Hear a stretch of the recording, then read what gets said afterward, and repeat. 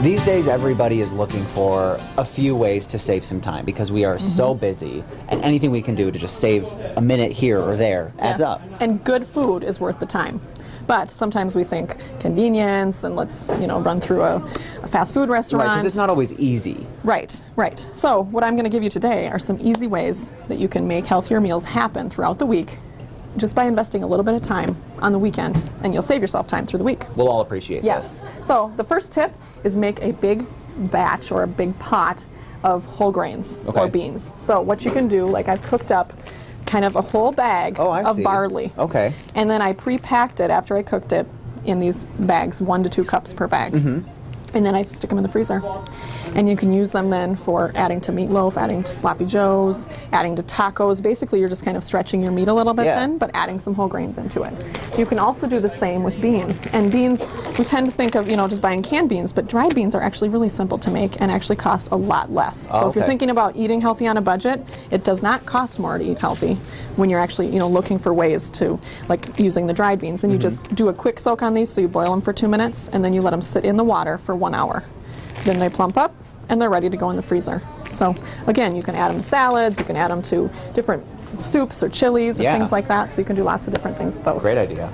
The next thing would be to make a big batch of steel cut oats for breakfast, but do it on the weekend.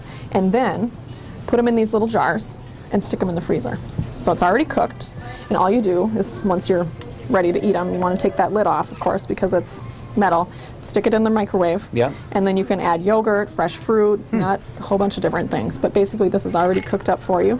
And you might need to add a little bit of milk or something to kind of make it so it's not too dry, but this would be a great way. And you could even have these just in your fridge. They'd keep throughout the week as well. Or you could stick them in the freezer. Yeah, because microwave seems like such a lower commitment than pot, boil the water. Right. Even though it's not that big of a deal. Right. It saves a little time. Right. And if you're on a Sunday, for instance, if you're cooking kind of a bigger meal, as people tend to do, just throw some things in a pot and let that cook while you're in the kitchen anyway. So you don't have to think about, oh, I've got to tend to that. You're already in there. Perfect. So another thing would be, if you're going to spend your hard-earned money on vegetables, don't end up throwing them away by not using them. Okay. So what I recommend is once you get them home after you've grocery shopped, chop them up, wash them up, chop them up, and pack them just in little containers so they're ready to use. You're going to more likely use them instead of throwing this away at the end of the week and throwing away your money. Right. And then we think, why did I even buy that? So not buying that again. Right. So just invest, it's about 30 minutes of time if you have a whole bunch of different vegetables to chop up, and maybe even some fruits as well. Okay.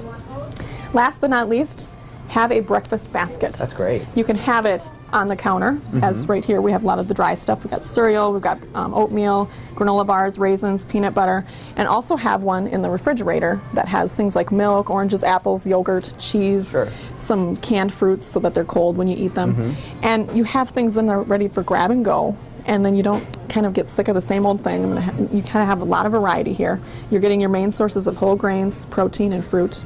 Just kind of have that as your general 3 food group rule for breakfast, and you're ready and out the door.